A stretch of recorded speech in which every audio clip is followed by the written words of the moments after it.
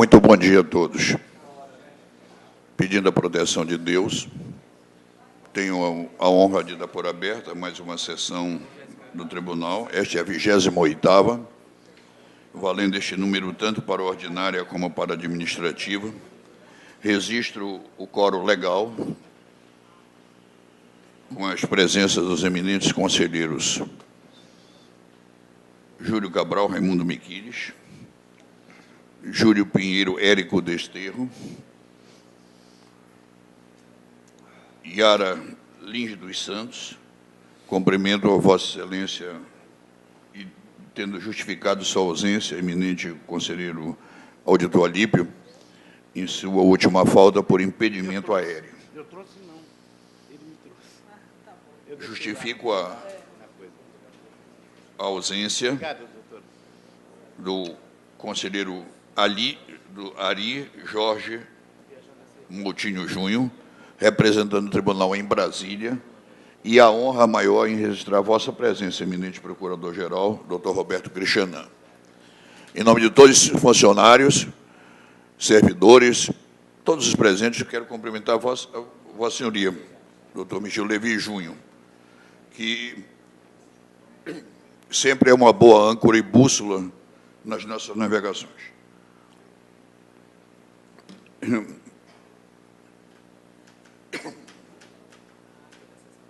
Submeto a Vossas Excelências as atas de nossas duas últimas reuniões. E, não tendo observação em contrário, aprovo.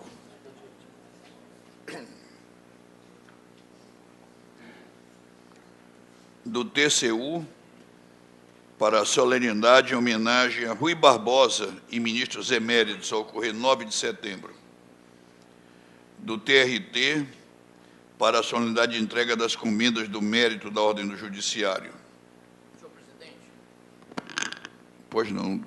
Eu ia tratar desse assunto na fase de indicações propostas, mas já que Vossa Excelência manifesta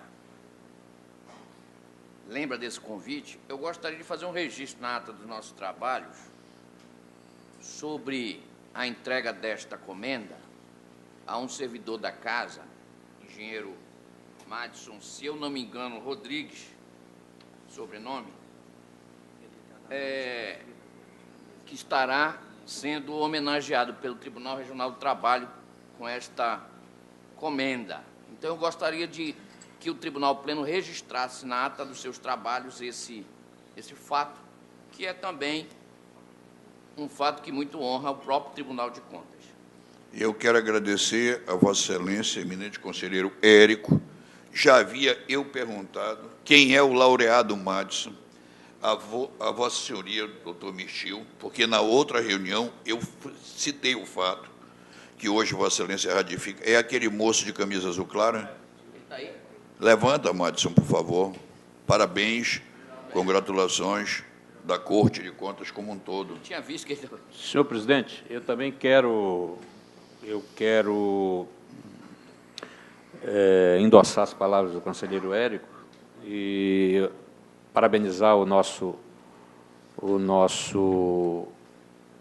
Madison, que vai receber essa comenda, aliás, muito justa. O Madison, que tem colaborado conosco desde que ingressou aqui no tribunal. Eu me lembro que, passando pela Escola de Contas Públicas, o Madison fazia exatamente aquilo que hoje é dado continuidade do que está sendo feito, em termos de orientação do Tribunal de Contas aos nossos jurisdicionados. A você, Madison, parabéns, merecida a homenagem. Eminente decano. Ratificar as palavras do conselheiro Érico. Parabéns, Adson. Conselheiro Yara, ele fará o arremate. Hoje, pode falar. Eu endosso as palavras do conselheiro Érico. Conselheiro Raimundo Miquiles, o arremate é Eu vosso. também me associo às manifestações anteriores, desejando ao Madison, parabenizando pela homenagem que ele receberá.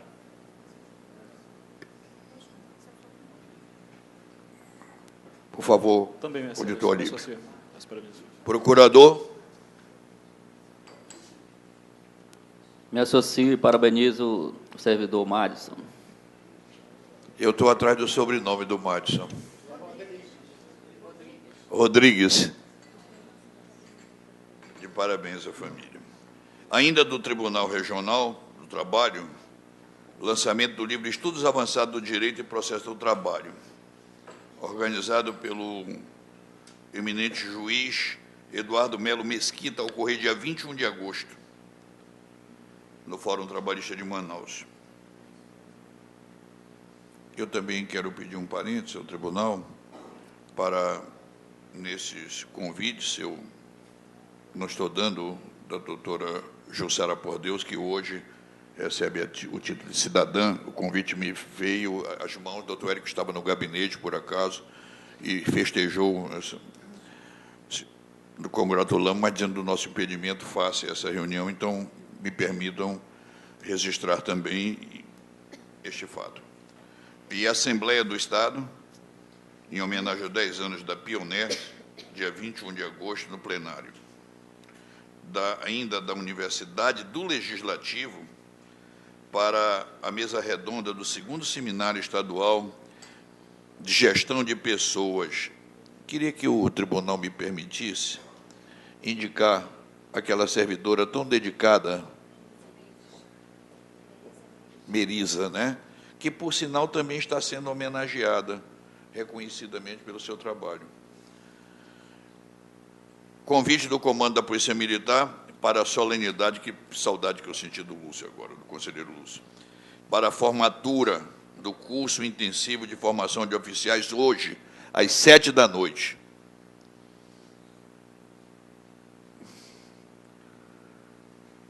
E, no fecho desses comunicados, eu me quedo, em sinal de respeito e admiração e consideração à excetiva senhora conselheira Yara Amazônia Lins Rodrigues dos Santos, que foi condecorada no último dia 9 pela Associação dos Servidores deste Tribunal de Contas pelo seu trabalho àquela entidade. Eu creio que essa associação só vem a consolidar essa brilhante vida pública de mais de 30 anos, que agora atinge o ápice na condição de conselheira. Pela Amazônia e por todos os santos, parabéns à nossa Yara.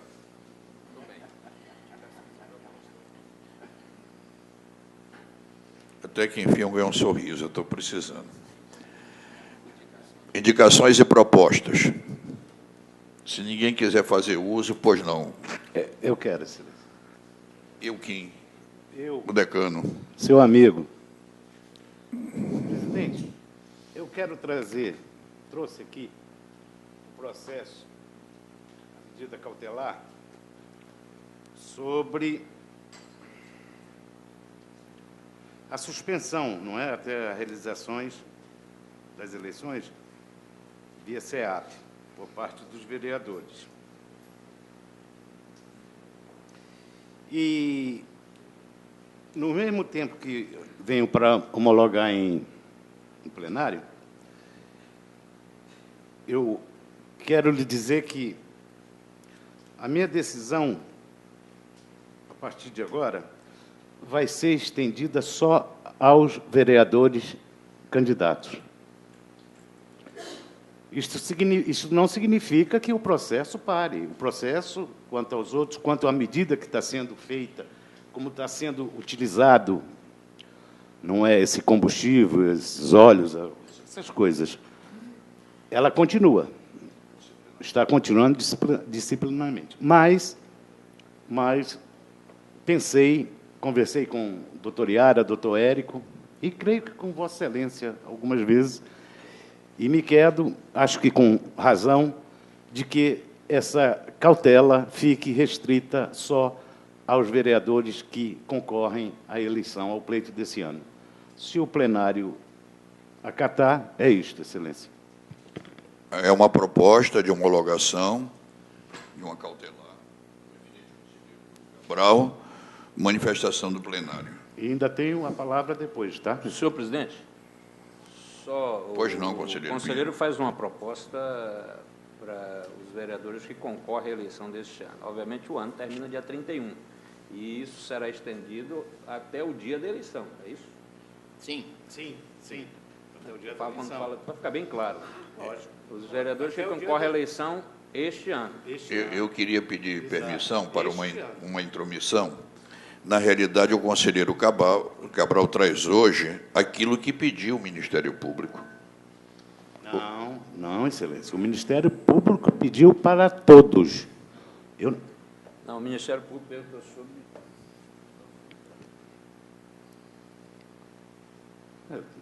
Novamente, pelo meu gabinete, estou sendo pego de surpresa. Enfim. Bem, a verdade é que está em discussão um Perfeito, pedido de homologação da perfeito. cautelar Seja do qual for conselheiro o decano. pedido do procurador Rui, para os candidatos, só. Perfeito. Posso homologar? Eu costumo, quando saio daqui do tribunal, estou ouvindo a voz do Brasil. Então, lá no Tribunal de Contas da União, por exemplo, eles não suspenderam o uso, né? Independente de se o parlamentar é candidato ou não. Eu confesso que eu não pesquisei, estava aguardando exatamente uma manifestação, e eu sou relator das contas da Assembleia Legislativa e, em conversa com o procurador, que deve funcionar nas contas, exatamente, eu disse que, bom, que existia essa decisão do Tribunal de Contas da União a respeito da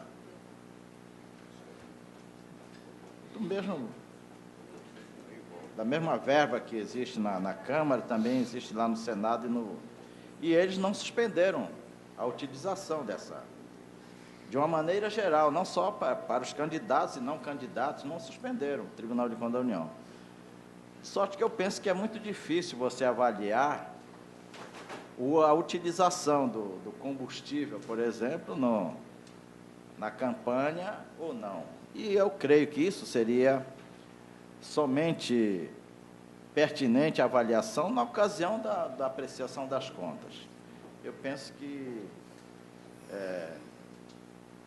a suspensão, a manutenção da utilização da SEAP deveria ser de uma maneira geral, não só para os candidatos, não só para os não candidatos, mas também para todos os vereadores. É a minha opinião.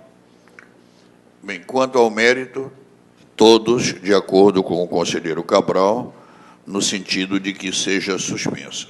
O voto discordante é apenas a amplitude do voto. Está homologado. Excelência. Eu quero a palavra. Continuo em indicações e propostas. Excelência, e com isso, eu quero fazer um pronunciamentozinho rápido. Eu quero ratificar, Excelência, o que lhe disse há um dia em plenário, que eu, por lhe conhecer há muito tempo, tenho esse privilégio, sei do seu caráter, não há ninguém que põe em dúvida para mim o seu caráter. E vou lhe dizer uma coisa, presidente. Vossa Excelência, os fatos vieram e surgiram assim. Nada premeditado. Vossa Excelência é o presidente do tribunal. Seu filho, por um acaso, numa eleição que não se definiam, foi o teste e venceu. O que eu quero lhe dizer, para acabar com tudo isso, essa especulação da imprensa, Excelência, é que seu filho tem voo próprio, Excelência. Seu filho vai acabar, em termos de trabalhar como político, vai acabar passando do deputado Átila Lins, na minha opinião. Seu filho é um rapaz que não sai do interior. Seu filho é um rapaz que luta por tudo que ele tem que lutar, não é? E tem voo próprio, Excelência. Seu filho tem voo próprio, seu filho vai longe. Não é Vossa Excelência que é o pai dele. Não é ele que é filho de você que é pai do deputado. Então, fique tranquilo, pelo menos da minha parte, e creio que de muita gente que ele conhece, que nada disso aconteceu por acaso. Deus é que quer. E, para ratificar, o seu filho tem voo próprio. Se vê aí pela imprensa, por amigos que o conhecem em comum, que me dizem da atividade diária de seu filho. Então, quero lhe parabenizar pelo filho que tem e esse desagravo Vossa Excelência merece. Muito obrigado. Eu creio que esse assunto deve ficar por aqui e agradeço de coração, porque ainda hoje eu perguntei à chefe do meu gabinete, doutora Virna Miranda Pereira. Doutora Virna, o Pleno já aprovou o meu pedido de licença? Não, o senhor já comunicou, já está aprovado. Portanto, mas eu quero confessar o meu possível erro no fato. Quando da extensão ao cargo, e o doutor Érico é testemunha disso, eu já havia marcado que afastar-me-ia para evitar as especulações que, lamentavelmente, ocorreriam, né? Então, desculpa, mas eu, de coração, agradeço e poderia até me alongar em tudo que Vossa Excelência disse, por causa dos interregnos cronológicos do meu pai para mim e para o meu filho. Imaginem quando meu filho foi candidato a primeira vez a vereador, já tinha parado a última eleição que eu havia disputado em 90, ele vem disputar em 2004. Quer dizer, não teve confluência. Mas vamos adiante. Indicações e propostas, eu quero, por mérito, comunicar que essa Corte de Contas é muito grata a uma ação do ex-governador Omar Aziz, que hoje aniversaria. E todos sabem que o tribunal retomou seu pessoal e solidificou suas finanças, e ele merece todas as nossas congratulações pelo seu aniversário, na data de hoje. Eu creio que posso dar por aprovado um voto de congratulações simbólico, não é o fato de ele ter deixado de ser governador ou não, que não merece parabenizações na data do seu aniversário. De acordo, Excelência. De acordo, muito obrigado. De acordo, pleno acordo, todos, né? Seguindo, continua franqueada a palavra. Senhor presidente. Senhor presidente. Auditor Alípio Reis Firmo Filho. Eu queria tirar de pauta o processo 5744 de 2012. Tira de pauta? Isso. Retira. Vamos, então, à distribuição por Senhor sorteio. presidente. Pois não, doutor Érico. Eu ainda gostaria de dar a palavra, rapidamente, se possível. Primeiro, para encaminhar a Vossa Excelência uma exposição de motivos que faço ao Egrégio Tribunal Pleno sobre o cargo de auditor do tribunal. Nós estamos aí com uma vaga e, conforme já previamente conversado com Vossa Excelência, há uma proposta da minha parte no sentido de acrescentar ao tribunal mais um cargo de auditor. Só que estou fazendo a exposição de motivos e é evidentemente que o Tribunal Pleno tem que deliberar sobre o assunto. A única coisa que eu pediria, senhor presidente, é que o assunto fosse discutido com rapidez. Se não for aceito, ou se não for aceita a minha exposição de motivos, não há problema. Eu só gostaria que este assunto fosse deliberado com rapidez, para não atrasar a execução do concurso público e também para não atrasar o preenchimento da vaga que hoje já existe dentro do tribunal. Então, eu peço ao secretário que lhe entregue a exposição de motivos. Esse é o primeiro assunto. E tire cópia de todos os conselheiros. Eu já passei aos conselheiros a exposição de motivos. Conselheiro Érico, inclusive, da minha parte, eu estou apto para decidir hoje, se quiser. Não, mas acho que tem que amadurecer um pouco, conselheiro. Porque nós já conversamos sobre isso. É verdade, né? Mas há outros aspectos envolvidos na exposição de motivos. O processo legislativo. Que deve, sim, Excelência, mas primeiro é aqui. Certo. Depois é outro assunto. Então, primeiro nós temos que deliberar aqui se queremos, e a forma como eu expus, é preciso haver uma deliberação sobre isso. Com uma discussão, porque é um assunto que é relevante. O segundo assunto, senhor presidente, para comunicar a Vossa Excelência, que é tão zeloso e está correto com as finanças do tribunal, que do orçamento destinado à Escola de Contas Públicas, segundo o levantamento que fiz junto ao diretor da escola, até o mês de julho deste ano, nós só comprometemos 12,67%. Apesar de todos os cursos que foram feitos, franqueados aos servidores, inclusive cursos com deslocamento de servidores, pagamentos feitos pelo treinamento, nós só comprometemos até julho 12,67% do nosso orçamento da escola.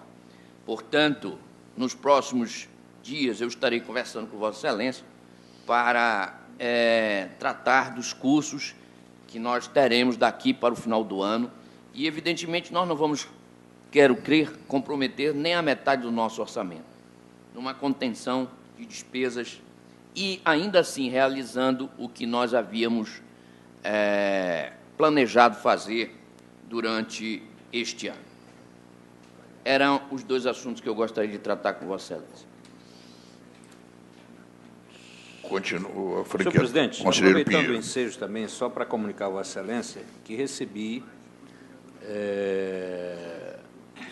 um ofício dos Partners of the America que estiveram aqui no mês de março, junto com a Universidade do Tennessee, professores da Universidade do Tennessee, e recebi um ofício convidando ao tribunal a participação num evento internacional aqui no Brasil, vai ser aqui no Brasil, dos 50 anos dos Partners, e a Universidade do Tennessee, que esteve aqui conosco, com apoio do tribunal, apoio de Vossa Excelência, esteve presente com os professores aqui no dia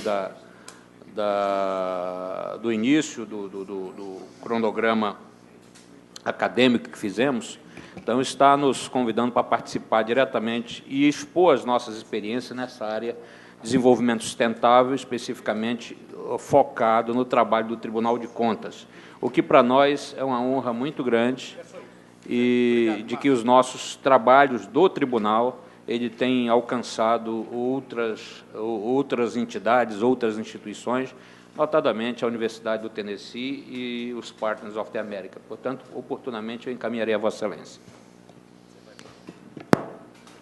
Eu quero parabenizar tanto ao conselheiro Érico, e eu entendo quando o conselheiro Érico diz assim, zeloso, entendeu? É que realmente nós temos tido cuidados.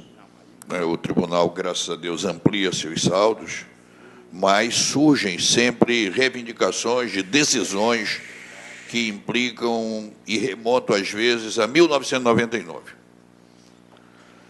Então, esse zelo é porque o avião tem que ter um paraquedas. Conselheiro Miquiles. Vossa Excelência, ia sacar a palavra? Então, me perdoe. Ao conselheiro Pinheiro. É só para parabenizar o trabalho do nosso conselheiro Érico na... Obrigado. O conselheiro Érico apropria os gastos fora a rotina. Eu já apropio o custo da folha, a produtividade, a hora-aula. Né? Nós temos duas formas de apropriar, mas, realmente, o doutor Érico tem razão. Do 1 milhão, só foi gasto cerca de R$130 mil até julho nesse campo focado. A repercussão ao ECO, eu já fui testemunha da repercussão do vosso trabalho no nosso tribunal, a respeito do meio ambiente, de uma forma geral, num professor se quedando num seminário e se lamentando de não ter comparecido ao maior evento realizado para o país, o Encontro da Amazônia, que Vossas Excelências, conselheiro Pinheiro e Érico, comandaram lá no Hotel Tropical. Mas, en passant e adelante, distribuição por sorteio.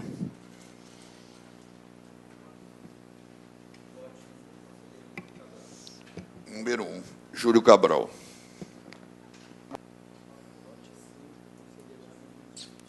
Cinco, Raimundo Miquiles. Júlio Pinheiro, número 2.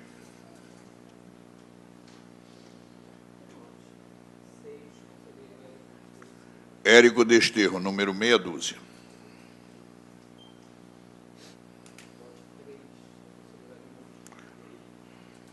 Felipe Ari Moutinho Júnior, número 3.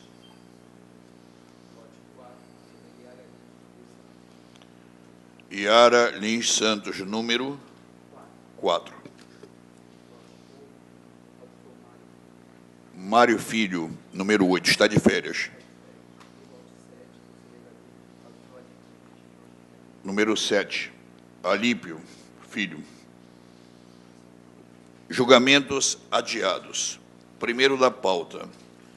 Érico Desterro, processo 2174-2014. Presidente, é só para confirmar, não tem ninguém impedido nesse processo, doutor Mirtio? Isso é oriundo da segunda Câmara? Não há impedimento nesse recurso, não? Um minuto. Eu até peço desculpa, Vossa Excelência, de não constar o impedimento. Na minha pauta, é o impedimento do doutor Alípio. Obrigado. Ele é relator do processo original. Não houve pedido de vista do conselheiro Miquiles. Houve pedido de vista. É. Já então pedindo desculpa ao Tribunal Pleno por não ter feito a menção do impedimento, o meu voto foi disponibilizado já há algum tempo e é no sentido de manter integralmente a decisão número 1760 de 2013 da Egrégia Segunda Câmara, de relatoria já mencionada nesta sessão. Conselheiro Miquiles, voto visto, Vossa Excelência. O meu voto visto também foi disponibilizado. Um recurso ordinário interposto pelo senhor José Pereira da Silva, auxiliar de serviços municipais do quadro de pessoal da CEMOSB. Esse processo de aposentadoria foi considerado ilegal e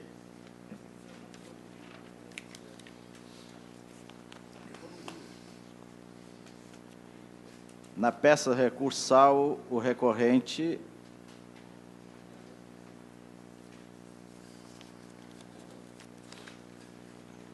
informa que o processo foi julgado ilegal no que diz respeito ao acréscimo de 25% aos proventos fundamentados na Lei 28, no artigo 28 da Lei 870/2005. Em razão do referido adicional, está em desacordo com o artigo 40, parágrafo 2º da Constituição Federal de 88. O qual superou o valor da última remuneração percebida. E alegou que o benefício tem previsão legal e que, além disso, tem necessidade permanente de assistência de outra pessoa, visto que foi aposentado por invalidez e que tem respaldo no artigo 28, parágrafo 9º da Lei 870 de 2005.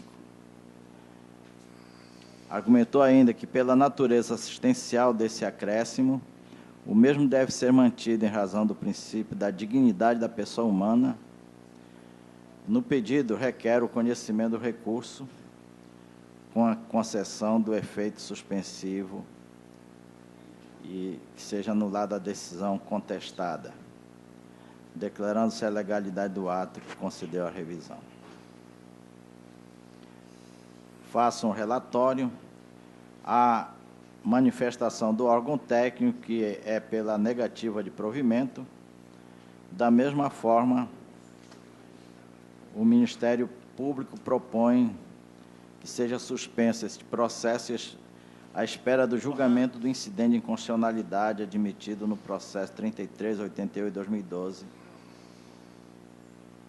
e no mérito no sentido do conhecimento e desprovimento do recurso.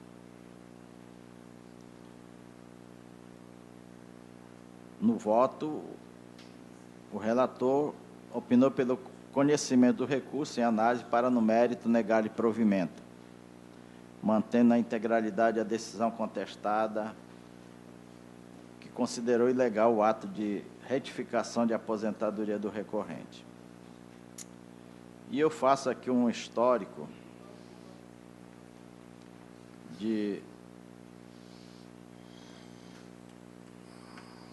digo o seguinte: é importante que se façam algumas considerações a respeito do enquadramento do senhor José Pereira da Silva.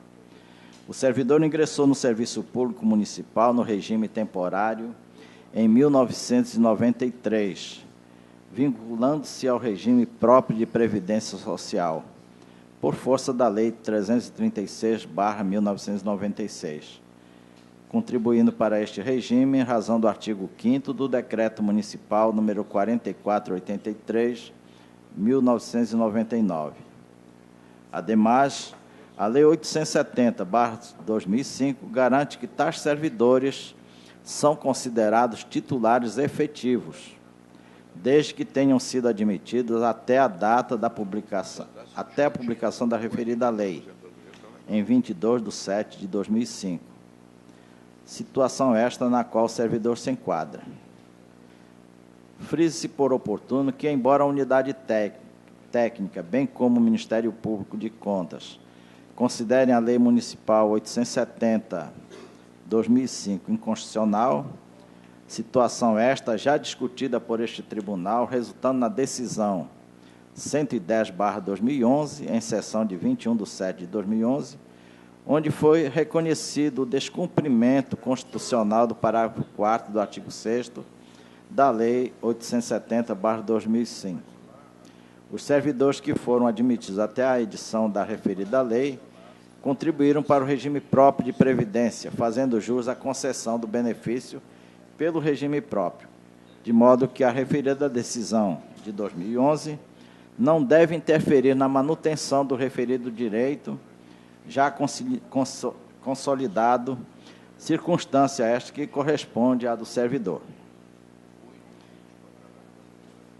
A esse respeito, dos direitos já consolidados e da segurança jurídica, esta Corte já se manifestou nos casos de aposentadorias, reformas e pensões, conforme se depreende do texto da súmula 18, transcrito a seguir.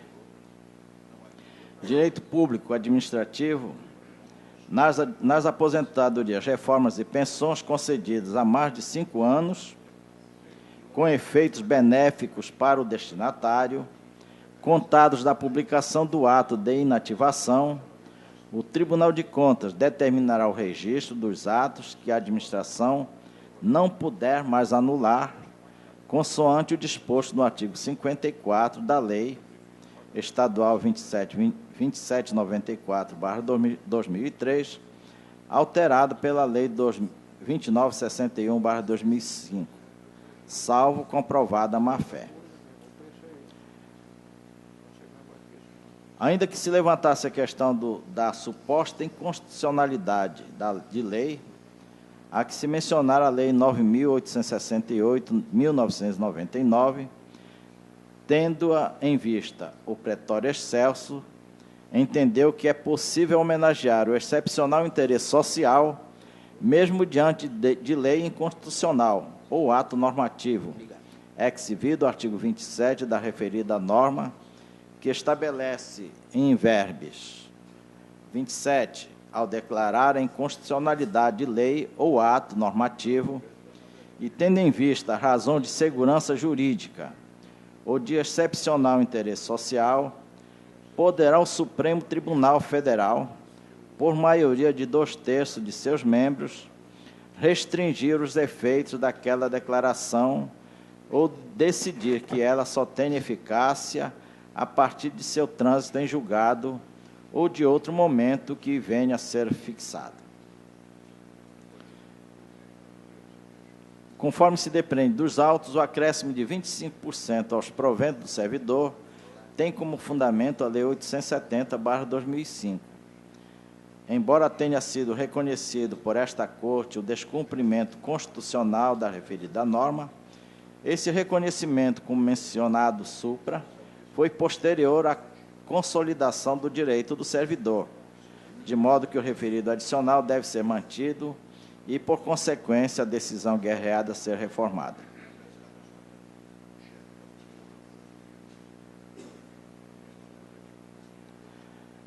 E o meu voto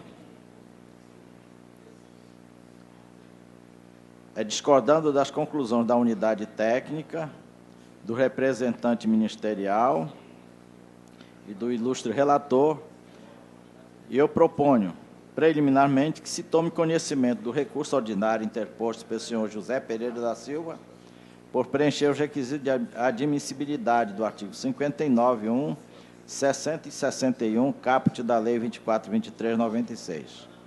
E, no mérito, dele provimento integral, nos termos do artigo 1º, inciso 21, da Lei 24.23, de 96, reformando a decisão 1760/2013, no processo 4774/2012, proferido pela Egrégia Segunda Câmara desta Corte de Contas, em 2/10/2013, e publicado no Diário Eletrônico em 27/1/2014, com consequente julgamento pela legalidade do decreto de 11/5/2012, que retificou o ato de aposentadoria do senhor José Pereira da Silva, auxiliar de serviços municipais, matrícula 69.320 do quadro de pessoal da Secretaria Municipal de Obras, incluindo 25% de acréscimo nos termos do artigo 28, parágrafo 9º da Lei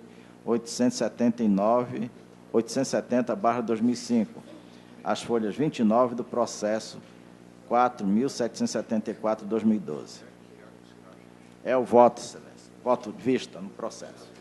Eu só queria pedir permissão ao eminente relator e ao voto vista, porque, de forma assim, o que está se discutindo aqui não é a aposentadoria. É um recurso que visa um acréscimo em cima dessa aposentadoria. Não é isso, doutor Érico? Esse processo... Eu mantive a decisão tal como ela foi. Sim, prolatada. mas eu já consultei aqui, o que há é uma solicitação de revisão. Eu sei que Vossa Excelência está mantendo. Eu estou dizendo que nós não estamos tirando a aposentadoria de ninguém. Sim. Está se mantendo uma decisão que não concedeu o acréscimo. E o conselheiro Miquiles é divergente e explicou das suas razões. E eu submeto a Vossa Excelência para discutir a matéria. Aptos a votar, colho o voto do decano Júlio Cabral. Excelência, eu peço bem ao relator. Eu fico com o voto vista do conselheiro Miquiles. Senhor presidente, eu peço vista nesse processo. Concedido. Anote-se o quórum. Existe-se o quórum, melhor falando.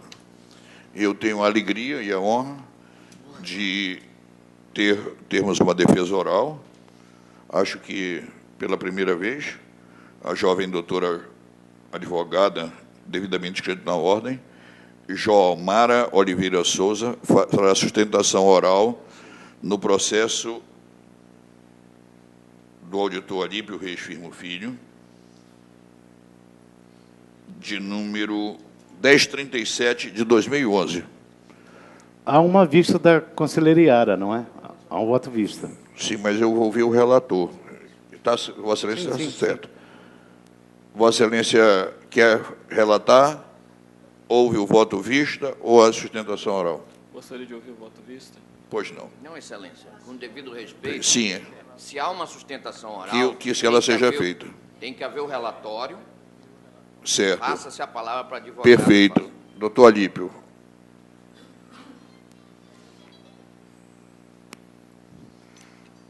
O processo é um recurso de reconsideração interposto pelo senhor Davi Faria de Oliveira, ex-prefeito do município de Pixuna. E ele se interpõe contra uma decisão proferida por esse egrégio Tribunal Pleno, em que foi julgada as contas irregular, foi aplicada, ou melhor, foram aplicadas 2 multas ao gestor, uma no valor de R$ 822,43 por atraso no encaminhamento de informações ao tribunal, balancetes e situações similares.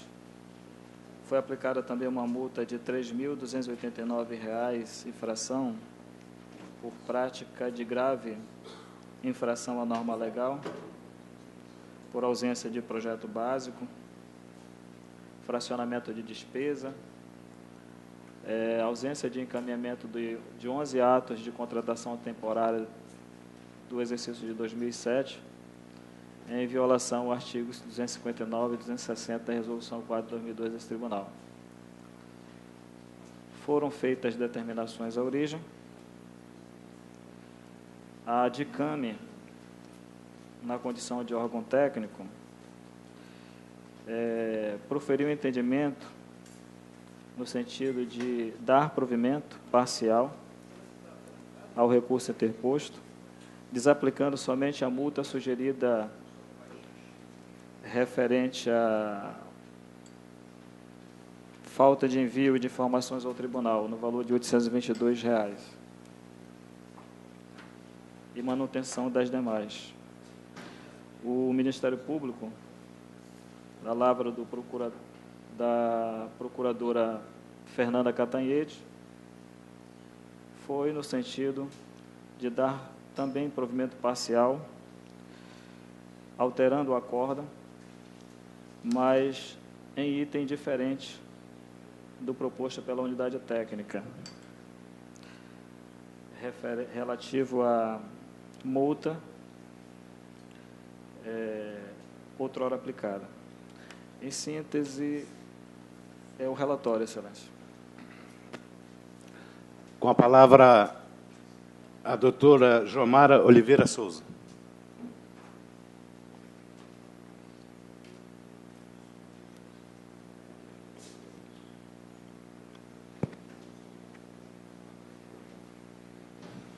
Excelentíssimo conselheiro relator, demais conselheiros, representante do Ministério Público, ilustríssimo secretário do Tribunal Pleno, nobres colegas, demais servidores presentes, meu bom dia. Muito embora já tenham sido acostados ao processo todas as justificativas e demais provas capazes de elidir os itens mencionados pelo conselheiro relator como capazes de gerar irregularidade, ainda resta a sugestão pelo julgamento da irregularidade das contas. E exatamente por isso a sustentação oral a ponto de discutir cada um dos itens, isto porque cada um deles já foi discutido por Vossas Excelências algumas vezes e não tiveram o condão de macular as contas do gestor como um todo. Pois bem, em relação ao primeiro item, que trata do atraso na remessa dos balancetes mensais, dos relatórios resumidos de execução orçamentária e relatório de gestão fiscal, tais fatos, por si só, não são capazes de gerar a irregularidade das contas como um todo. Isso porque o Tribunal de Contas, na pessoa de Vossas Excelências, vem fazendo um trabalho belíssimo de caráter pedagógico junto aos gestores, com medidas coercitivas que tendam a reduzir o número de atraso. E nós estamos falando do exercício de 2006, onde, infelizmente, a realidade é a do atraso no envio das contas. Mas, por si só, não teria o condão de gerar irregularidade. O segundo tópico trata da ausência de encaminhamento das contratações temporárias por parte do gestor para a prestação de contas.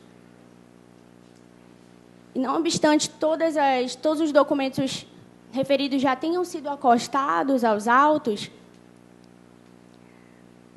é importante salientar que, no que diz respeito às contratações temporárias, esta Corte tem momento específico de julgá-las, de examiná-las. E, exatamente por isso, em processos semelhantes, esta Corte já proferiu o entendimento de que, no momento da prestação de contas, seria feita uma análise genérica em relação às contratações. Também, a meu ver, data máxima vênia, senhores, não é item e restrição passível de gerar a irregularidade da totalidade das contas, porque Vossas Excelências possuem medidas coercitivas também para punir o gestor, caso seja o entendimento de Vossas Excelências. Os dois últimos tópicos, e foram 4 os tópicos que levam à sugestão pela irregularidade, estes, sim, estes fizeram com que se marcasse a sustentação oral, porque eles exigem um pouco mais de cautela, inclusive por tratarem-se de contratações. O primeiro deles versa sobre a ausência de procedimento administrativo de licitação, no que diz respeito à locação de um bem imóvel e a contratação do serviço de radiodifusão no município de Pixuna. Pois bem, Excelências, de fato, houve contratação direta para a locação de um imóvel. E a autorização, Excelências, a autorização é legal, porque o artigo 24, inciso 10 da Lei de Licitações, ela autoriza a dispensa de licitação no caso de uso para atividade precípua da administração pública, que é o caso dos autos. No caso, a Secretaria necessitava do aluguel do imóvel para exercer as suas funções. E, por isso, foi feito o aluguel. E observe, Excelências, que, nos autos do processo, não há que se falar em preço praticado fora do mercado, dolo, má-fé do gestor na contratação, tão somente a ausência documental, a ausência de obediência fiel ao procedimento formal. E a forma, Excelências, a forma é sanável. Da mesma forma aconteceu na contratação do serviço de radiodifusão, que deve se ressaltar de antemão qual era o objetivo da Prefeitura ao contratar o serviço. E era o de dar ampla publicidade aos atos institucionais da Prefeitura. E só poderia ser feito por empresa que transmitisse em toda e qualquer comunidade. E a única que fazia o serviço com tal eficiência foi a empresa contratada. Então, presentes as razões que levaram à contratação direta, o que resta é vício de forma. E o vício de forma, Excelência, já foi decidido por esta Corte que pode ser sanado, sendo, a meu ver, também não é esta restrição capaz de gerar a irregularidade das contas do gestor. Em relação ao último tópico, que fala da fragmentação de despesa, excelentíssimo senhor conselheiro relator, não se está aqui para afirmar que não houve a fragmentação, até porque a fragmentação está disposta nos autos. De que maneira? O órgão técnico, ao organizar as contratações por gênero, observou que, na totalidade, foi ultrapassado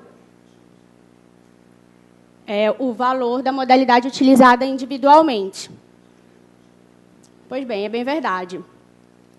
Ocorre que é entendimento também desta Corte de Contas que nem toda a fragmentação é capaz de gerar multa, é capaz de gerar irregularidade de contas do gestor.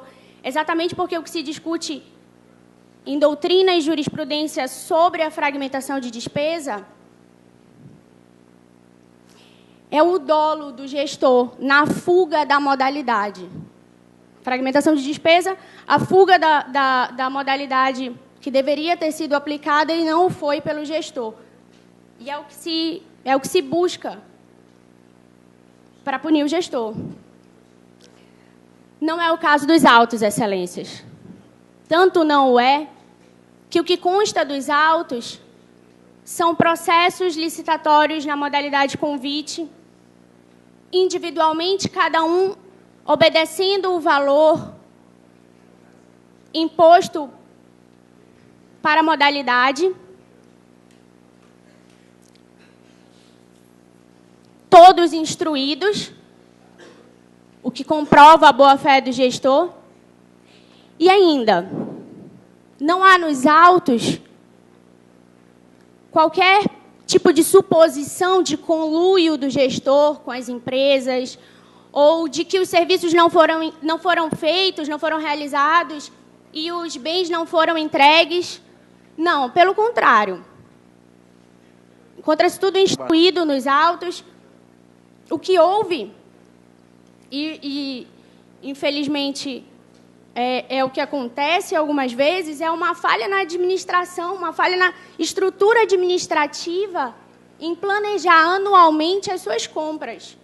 Mas não a má-fé, excelências. Não o dolo. E aí não se pode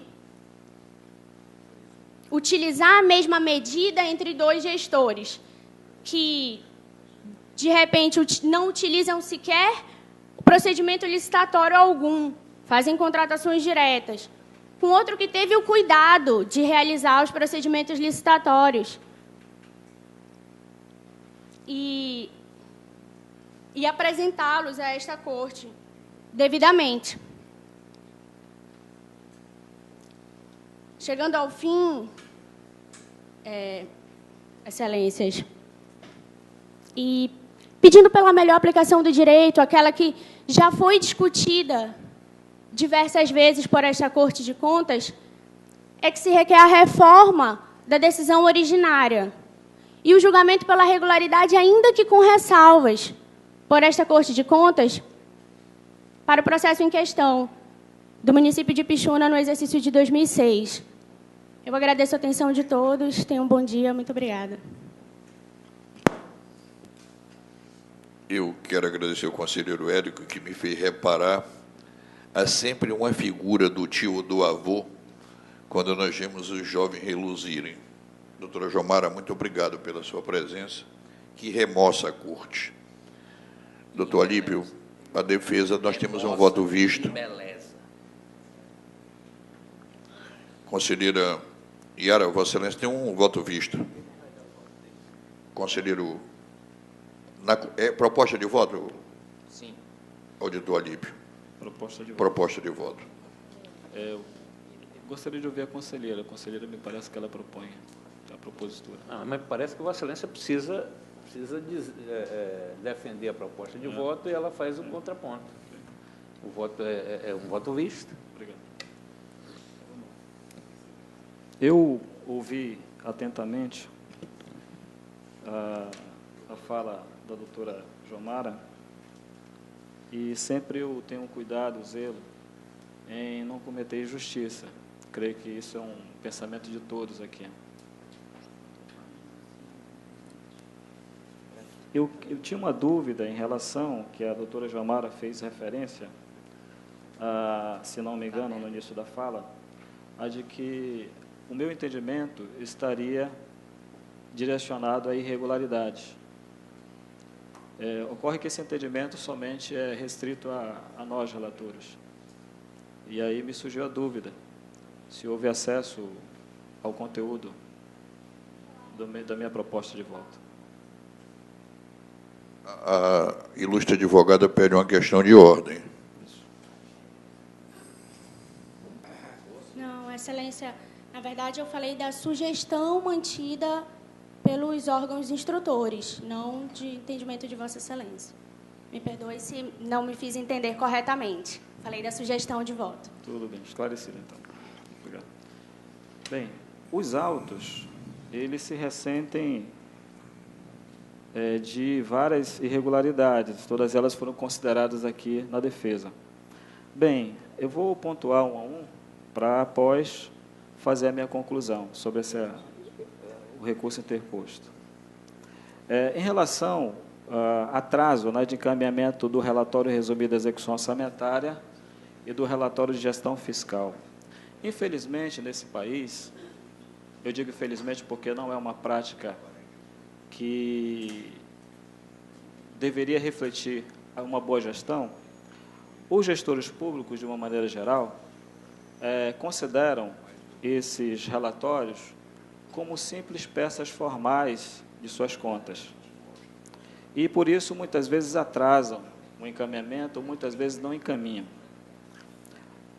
Na verdade, tanto um quanto o outro, instituído aí pela Lei de Responsabilidade Fiscal, trazem informações preciosas, eu diria preciosíssimas, sobre a gestão financeira, orçamentária, a gestão fiscal como um todo, de qualquer ente da federação.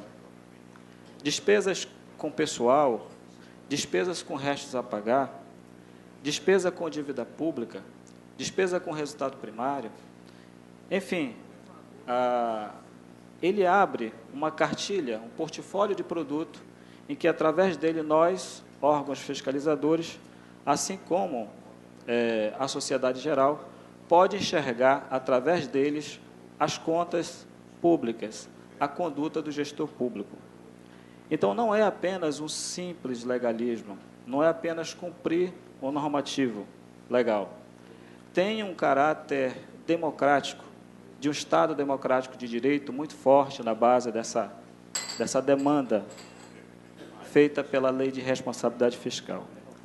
Tanto é assim que, por exemplo, o relatório resumido da execução orçamentária, que é um consolidado de todo o ente, no caso de uma prefeitura, ele reflete tanto a situação da prefeitura, de um município, tanto a situação da prefeitura quanto da Câmara dos Vereadores. Ele, se não apresentado, ele tem implicações, por exemplo, na sustação de transferências voluntárias ao município. Então, veja a importância desses demonstrativos. Lembro também que, no âmbito da Lei de Crimes Fiscais, a Lei 10.028, ele pune com multa de 30% dos vencimentos anuais ao agente faltante. Veja, não é 30% do valor mensal, também não é 30% de um valor isolado, é 30% dos vencimentos anuais. Então, o legislador quis considerar esses demonstrativos como essencial à transparência pública. E daí a nossa preocupação em manter, em cobrar isso dos gestores públicos. E isso não foi praticado pela gestão. No caso aqui, eu tenho visto que, inclusive, a defesa, eu queria apenas também fazer uma observação com relação ao encaminhamento do relatório de gestão fiscal. A defesa coloca como sendo facultativa aos municípios com população inferior a 50 mil habitantes o envio do relatório de gestão fiscal, de acordo com o que ela pontua aqui no artigo 63, inciso 2, a linha B da LRF. Não, senhores, não é facultativo. O que é facultativo é que os municípios com população inferior a 50 mil habitantes podem optar por divulgar semestralmente o RGF, mas isso não implica numa supressão da obrigação de divulgação. Todos os entes, tanto com mais ou com menos 50 mil habitantes, são obrigados a publicar, a enviar o relatório de gestão fiscal. Apenas os municípios com população inferior a 50 mil podem fazê-lo no prazo maior, 2 vezes por ano. Os municípios com população acima de 50 mil podem fazê-lo no prazo menor, devem fazê-lo no prazo menor, de 4 em 4 meses, ou seja, 3 vezes por ano. Então, mas isso foi uma liberalidade do legislador. Mas, em momento algum, ele fala em dispensar o relatório de gestão fiscal de encaminhamento. Repito, todos são obrigados a encaminhar. Então, por conta disso, foi caracterizada aqui a falta de envio, e registro também que foi sustentado aqui pela defesa que, por falta, pela localização distante do município da capital, isso incorreu também no atraso das informações. Eu registro, e todos sabem, que a maior parte dos municípios aqui do Estado fazem a sua contabilidade aqui na capital. Quase todos fazem a sua contabilidade aqui na capital. Então, o argumento de que houve atraso em função de internet longa distância não prevalece, senhores. E eu já vi inúmeros contratos firmados com escritórios de contabilidade aqui em Manaus, a Record, que é quem faz assessoria lá, todos eles prevêem que é da responsabilidade desses escritórios encaminharem. E, repito, todos eles situam-se aqui em Manaus. Então, esse argumento não procede. Com relação à contratação, com relação à locação do imóvel, o questionamento que está posto aqui, que restou não esclarecido para mim, enquanto relator, foi o valor do imóvel. E quanto a esse quesito, o valor do imóvel anual é R$ 89.700, o valor mensal de R$ 7.475 mês. Repito, R$ 7.475 mês. O imóvel foi para a realização de eventos culturais, creio que seja um galpão ou coisa do gênero, mas não houve consideração, não houve esclarecimento quanto ao preço adquirido. Por que esse preço? E a lei de licitações de contrato, no artigo 26, em incisos, é clara ao dispor que, mesmo em situação de dispensa, o gestor público tem que justificar o preço praticado. Então, na verdade, o problema envolvido nessa locação é a justificativa do preço, que, a meu ver, é um valor substancial para uma localidade. Eu não sou especialista no assunto, mas creio que é um valor substancial para a localidade. Também não sei o tamanho desse imóvel. Então, não há referência a isso nos autos. A mesma consideração em relação à alocação de serviços da rádio, né? Em relação ao fracionamento de despesa, a defesa, inclusive, reconheceu que esse fracionamento procede. Eu só queria apenas ressaltar, não para ficar no legalismo, pura e simplesmente, mas eu queria ressaltar a falta de planejamento dos gestores públicos para com o seu orçamento, para com a sua municipalidade. Infelizmente, no Brasil, e no Amazonas não é diferente, os pagamentos, as compras são feitas a toque de caixa. Eu tenho ido constantemente aos municípios e tenho visto essa realidade, bem de perto. Então, na verdade, esse descontrole, essa falta de critérios de comprar, essa ausência de planejamento anual, é que gera situações como essas que estão postas nesses autos. Então, tem, por exemplo, fracionamento relativo a medicamentos, a combustíveis, a gêneros alimentícios, enfim, são várias as situações. E sequer também o gestor, em relação aqui, justificou por que fracionou essas compras, essas aquisições, que poderia ser considerada na defesa. Então, extrapolou, só para efeito de um exemplo, gêneros alimentícios, nós temos 485 mil de convite, são vários convites, quando o valor para convite é até 80 mil. Para combustível, nós temos 550 mil comprado, quando o valor para convite também é até 80 mil. Enfim, medicamentos, a mesma coisa. Por fim, com relação à contratação temporária, de fato, ela é analisada pela Câmara, ela é considerada de competência da Câmara, eu não discordo disso. Todavia, a decisão originária sustentou exatamente esse procedimento, levou em consideração essa irregularidade no bojo das contas. Então, por conta disso, eu mantenho. Bem, eu estou suprimindo, estou considerando a defesa, né, como satisfatórios esclarecimentos feitos na linha B, C e D do tópico 921, que tratam, respectivamente, da ausência do encaminhamento dos termos de convênio, licitações e aquisições diretas realizadas no exercício, ausência de extratos bancários, não encaminhamento da lei de diretrizes orçamentárias e do plano anual, enfim, todas essas irregularidades constantes da decisão original, eu estou saneando, estou considerando na defesa. Todavia, pelas razões aqui postas, eu não estou considerando como saneada completamente as demais.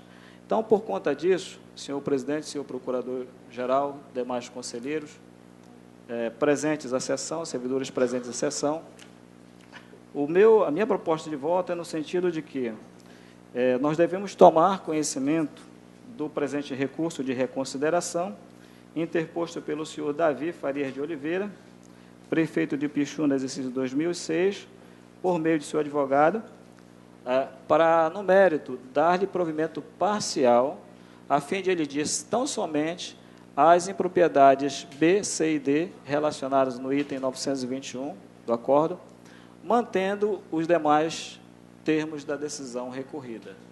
Essas são as minhas considerações, senhor presidente. No mérito, Vossa Excelência é irregular. Irregular. O voto vista, conselheiro Iara. Senhor presidente, senhores conselheiros, doutor procurador, meu voto vista na proposta de voto do conselheiro relator, as impropriedades que permanecem, como ele já falou, o atraso na remessa de balancete, mensagem, relatório resumido de execução orçamentária e relatório de gestão fiscal, via CP, a ausência dos procedimentos administrativos, licitação, dispensa, elegibilidade para locação de imóveis e divulgação de rádio, ausência de encaminhamento das contratações temporárias e fracionamento das despesas. Quanto à remessa extemporânea dos balancetes contábeis via ACP e o atraso na remessa dos relatórios resumidos de execução orçamentária e relatório de gestão fiscal, entendo que deva permanecer a aplicação de multas, mas não é razão para a irregularidade das contas. Quanto às demais questões, o recorrente invoca em seu benefício o princípio da uniformidade das decisões, tendo em vista que o posicionamento deste egrégio Tribunal de Contas no julgamento do processo semelhante a ordenadores foram julgados e suas contas consideradas regulares com ressalvas. Considerando ainda que não há indícios de desvio na execução nem comprovação de danos ao erário, entendo que as falhas devam ser relevadas, portanto, não comprometendo a regularidade da prestação de contas. Assim, devem ser regularizadas e observadas em futuras inspeções desta Corte.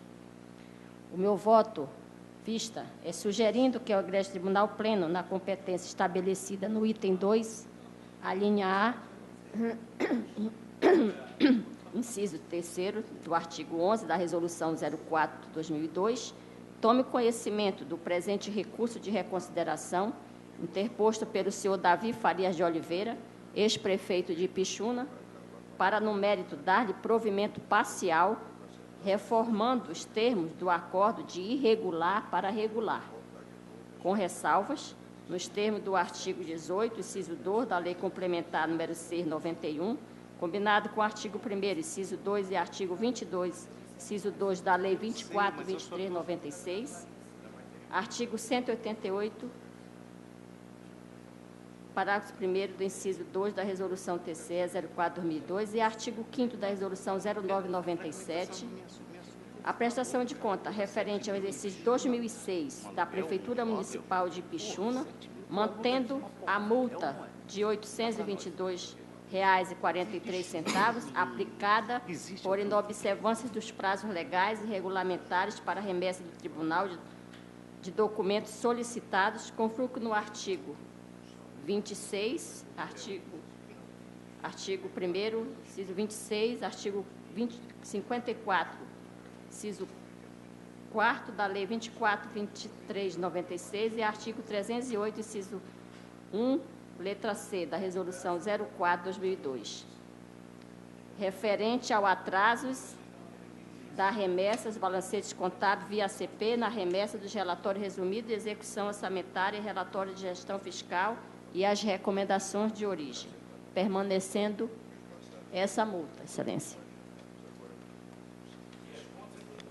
Regulares com ressalvas. E multas. Discussão. Colherei os votos. Peço a palavra. Eminente conselheiro Raimundo Miquiles, ouço.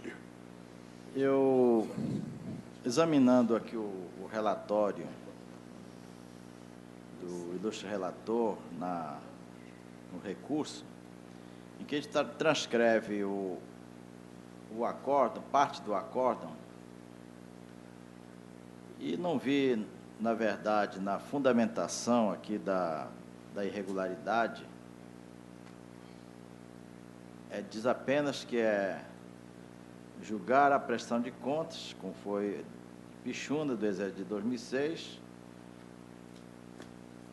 nos termos do artigo 22, 3b e 25 da Lei 24/23, com o artigo 188.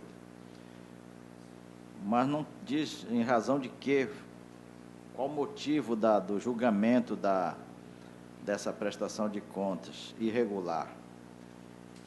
Agora, estou me baseando também nas razões das multas, que cita aqui as impropriedades, atraso no encaminhamento dos balancetes,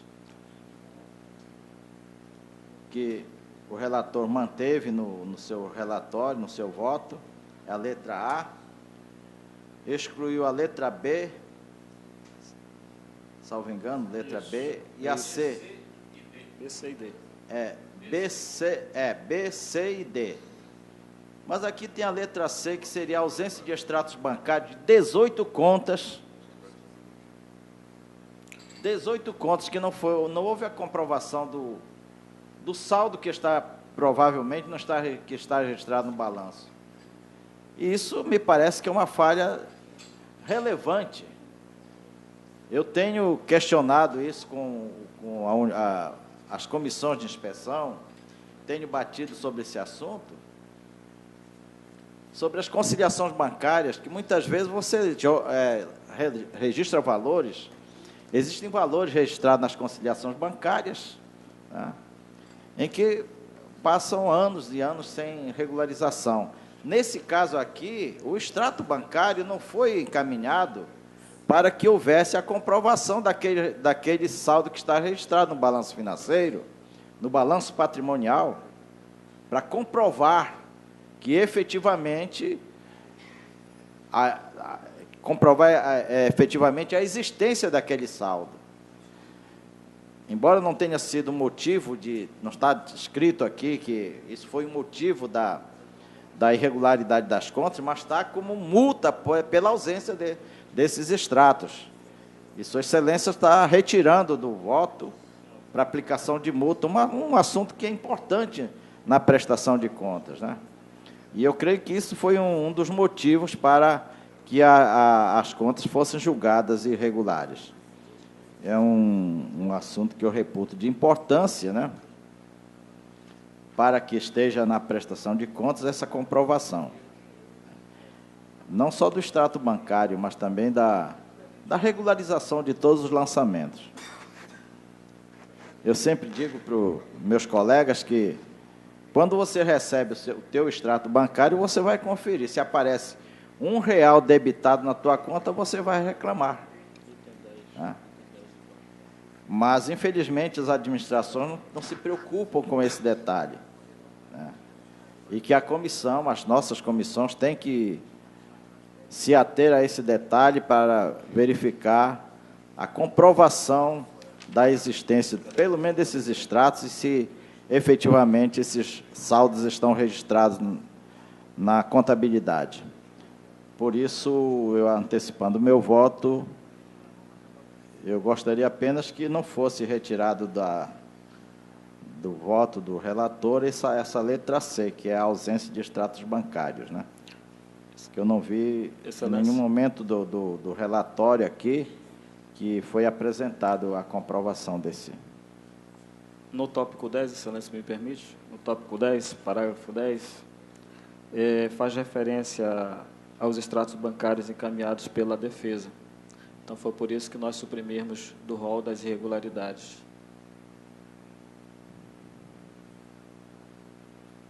Os extratos bancários foram encaminhados. Vamos ao mérito, conselheiro Miqueli. Vossa Excelência acompanha o voto visto? Eu acompanho o relator no processo, no voto. Perfeito. A proposta. Eminente conselheiro decano.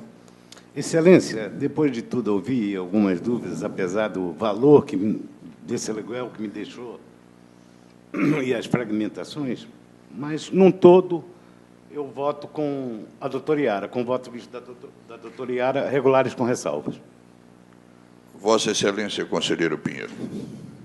Senhor presidente, eu ouvi atentamente a eminente causídica, aliás, em tenra idade ainda, já vir aqui ao tribunal. Parabéns pela sua, primeiro pela sua disposição, coragem de estar aqui. Eu sei que em qualquer sustentação oral que se faça, sempre se fica um pouquinho com o pé atrás, considerando que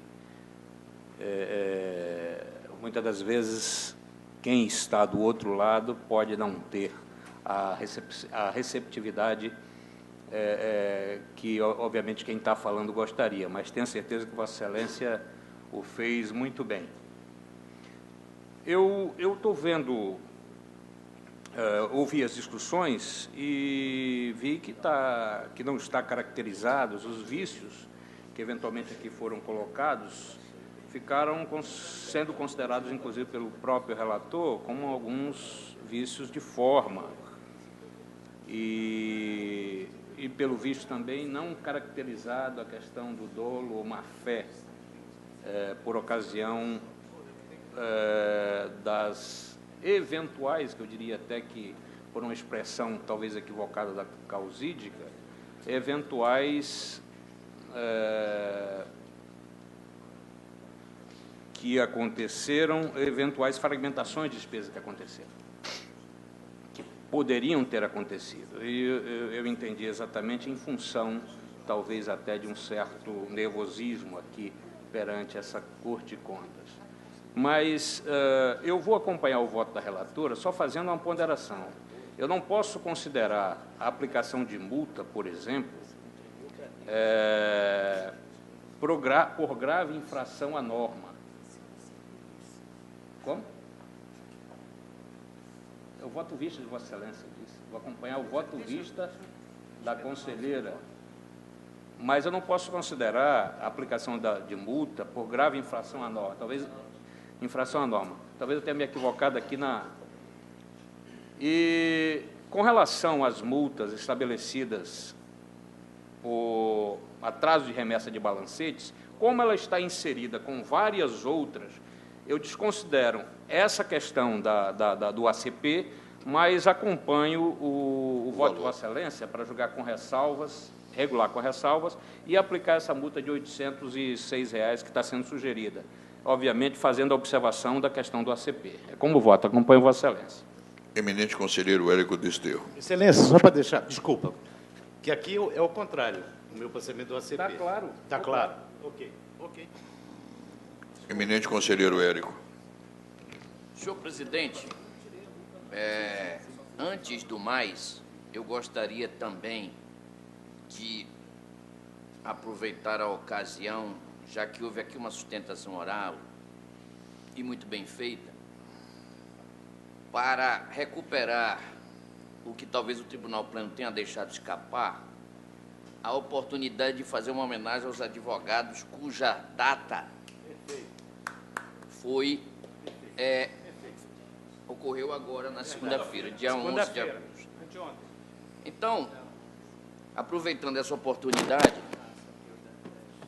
e homenageando a doutora Jomara Souza, ao fazê-lo, homenageio também todos os advogados que têm prestado a essa corte, na minha análise, um grande serviço ao melhorar a qualidade dos nossos trabalhos técnicos e das nossas decisões, porque a vigilância constante do advogado sobre a atuação do Tribunal Pleno faz com que o Tribunal Pleno ele tenha maiores cuidados na formulação técnica das suas decisões, dos seus pronunciamentos, e, portanto, a presença do advogado dentro do Tribunal de Contas, pelo menos no que me diz respeito, será sempre bem-vinda.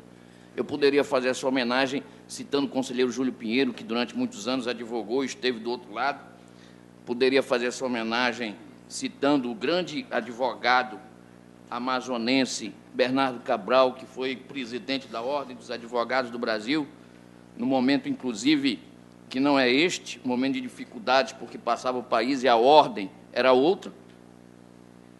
mas eu prefiro fazer essa homenagem, me perdoe, conselheiro Júlio Pinheiro e conselheiro Júlio Cabral, à doutora Jomara Souza, que aqui se desincumbiu muito bem da sua tarefa. Eu estou completamente de acordo com Vossa Excelência. Tanto se desincumbiu dessa tarefa que eu, me convencendo totalmente de que estas contas podem, pelo conjunto aí das impropriedades, ser julgadas regulares com ressalva, eu vou acompanhar também o voto da conselheira Yara Santos pela regularidade com ressalvas e a multa que ela determinou fosse aplicada.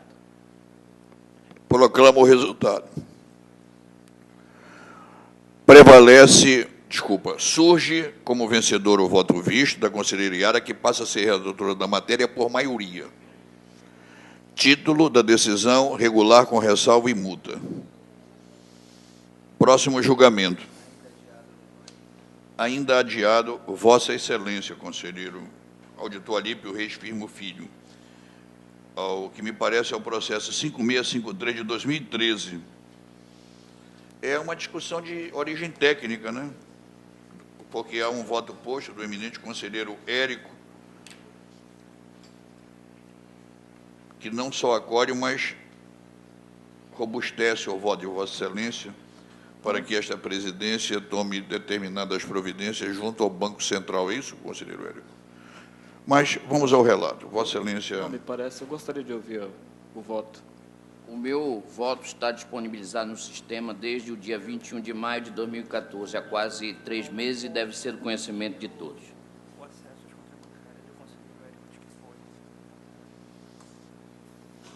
Tem a palavra, senhor? Pois não, relator. Muito bem. Então, eu queria apenas considerar para contextualizar, é um processo de natureza administrativa, sobre relatório da DICERP em relação à análise do regime próprio de previdência social. A DICERP para quem não sabe, quem esteja presente aqui que não seja do tribunal, é o órgão incumbido do tribunal, unidade incumbida do tribunal, de fiscalizar o regime próprio de previdência social. Então, ela está solicitando, em síntese, que tenha acesso, eu vou reproduzir na íntegra o pedido, oficie os bancos, ou seja, o tribunal, ela roga isso, oficie os bancos em que o regime próprio de previdência social tenha contas bancárias, conforme anexo 3, solicitando acesso online, a fim de agilizar o controle externo das instituições fundos previdenciados por esta Corte de Contas.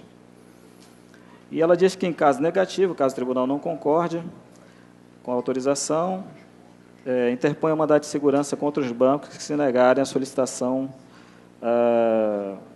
do pedido, ou seja, para quem não abriu o sigilo bancário, o tribunal interpõe um mandado de segurança. Bem, em relação ao pedido, foi sustentado no voto vista que existem decisões do Supremo Tribunal Federal conferindo legitimidade aos tribunais de contas para acesso às contas bancárias. Eu queria apenas registrar que, em todos os julgados apresentados e juntados a esse processo, no vosso voto vista, a autorização de todos eles, dada pelo Supremo, foi para o Ministério Público Federal. Então, foi o Ministério Público Federal pleiteando que foi endereçado as decisões do Supremo. Não há registro de referência feita ao Tribunal de Contas. Além disso, eu trago aqui a colação, existe uma lei complementar, a Lei Complementar 105, que ela trata sobre o sigilo das operações de instituições financeiras no Brasil.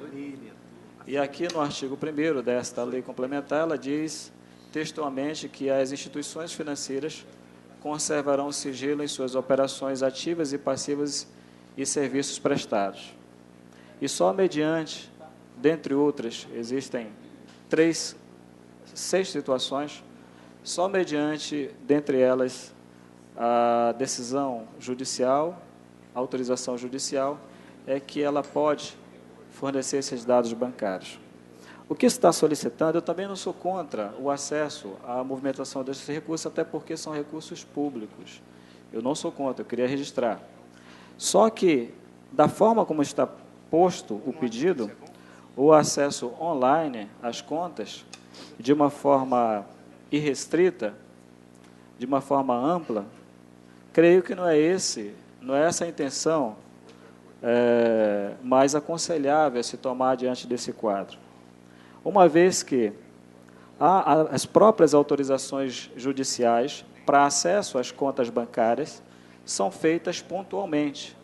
Ou seja, o próprio Ministério Público Federal não tem acesso online às contas bancárias. A cada investigação é solicitado pelo Ministério Público Federal a quebra do sigilo. Então, nem ele tem. Eu sou da opinião que se tem acesso às contas bancárias, mas para atender, para elucidar questões específicas que estejam em curso de investigação. Nesse sentido, eu corroboro com o pedido. Mas o acesso amplo e restrito, eu não concordo. Como também não concorda o ministro Joaquim Barbosa, no mandato de segurança 22.934, de 17 de abril de 2012, em que ele também repisou o entendimento de que a Lei Complementar 105, essa que eu acabei de citar na minha fala, não conferiu ao Tribunal de Contas da União poderes para determinar a quebra do sigilo bancário de dados constantes do Banco Central do Brasil. O legislador conferiu esses poderes ao Poder Judiciário, ao Poder Legislativo Federal, bem como às comissões parlamentares de inquérito, após prévia aprovação do pedido pelo plenário da Câmara dos Deputados, do Senado Federal ou do plenário de suas respectivas comissões parlamentares de inquérito. Embora as atividades do TCU, por sua natureza, verificação de contas e até mesmo o julgamento das contas das pessoas enumeradas no artigo 71, inciso 2 da Constituição Federal, justifiquem a eventual quebra de sigilo, eu quero reprisar esse fato, não houve essa determinação na lei específica que tratou do tema, não cabendo a interpretação extensiva. Mormente porque há princípios constitucionais que protegem a intimidade e a vida privada, especificamente o inciso 10 do artigo 5º da Constituição Federal, no qual está inserida a garantia do sigilo bancário. Tem outro precedente também, o mandato de segurança 22.801. Então, eu já tive a oportunidade também, necessidade de acessar contas bancárias, dados bancários. Fazia parte do quadro do Tribunal de Contas da União e que estava fiscalizando determinado órgão federal que tinha repassado recursos públicos para uma entidade, uma fundação de apoio. E tive dificuldades, na verdade, não prossegui por conta disso, para entrar na conta bancária dessa fundação de apoio. E ora que eram recursos públicos. Mas também o Tribunal de Contas da União não impetrou nenhum mandado de segurança nesse sentido. Então, considerando esses fatos, Excelência, eu queria só por último destacar que não sou contra o acesso a esses dados bancários, muito pelo contrário. Acho que devemos e temos direito a fazê-lo, mas desde que se faça pontualmente a cada investigação realizada, a fim de robustecer um conjunto probatório. Então, por conta disso,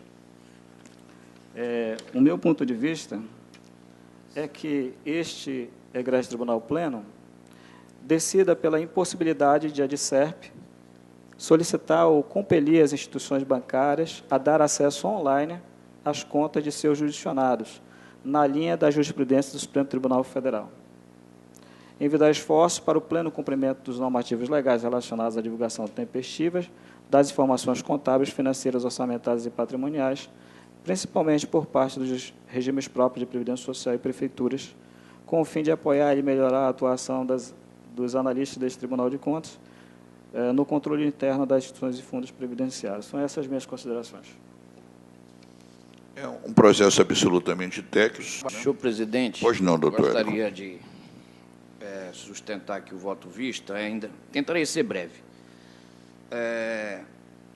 Na realidade, o enfoque dado está equivocado, no meu modo de ver, porque aqui ninguém está tratando de quebra de sigilo bancário, porque não há sigilo quanto a verbas públicas. Então, a questão está mal posta. Não se trata de quebra de sigilo bancário. Todas as decisões citadas na proposta de voto se referem a situações em que o Ministério Público, o Tribunal de Contas, tentou entrar em contas privadas. O próprio exemplo dado pelo auditor de fundação de apoio. Fundação de apoio é entidade de direito privado. Tem que pedir ordem judicial, sim, para entrar. Fundação de apoio. Mas não é o que o DICERP está tratando. O DICERP está tratando de fundos previdenciários, recursos públicos. A Constituição Federal, no artigo 37, no artigo, 70, parágrafo único, diz que prestará contas qualquer pessoa física ou jurídica, pública ou privada, que utilize, arrecade, guarde dinheiros públicos. Então, o que o Banco do Brasil faz é guardar o dinheiro que é público. Se o dinheiro é público, esse dinheiro tem que ser prestado dele, tem que haver prestação de contas para o Tribunal de Contas. Então, o Tribunal de Contas tem legitimidade, tem competência, sim, para receber estas informações, seja online, seja da forma pontual em cada uma das verificações. É uma prerrogativa que o Tribunal de Contas não pode dela abrir mão. E, portanto, eu creio que a consulta formulada pelo DICERP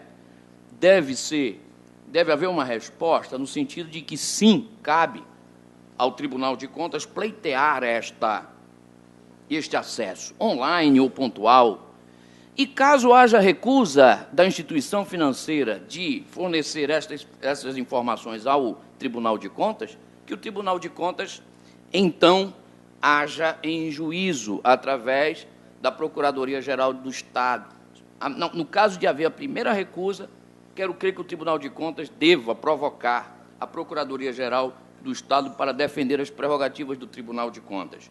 É uma mudança de paradigma, de mentalidade, e quando também aqui nós juntamos uma série de decisões, claro, todas elas se referem ao Ministério Público Federal, porque foi ele que foi atrás de garantir as suas competências. O que nós temos que fazer é a mesma coisa.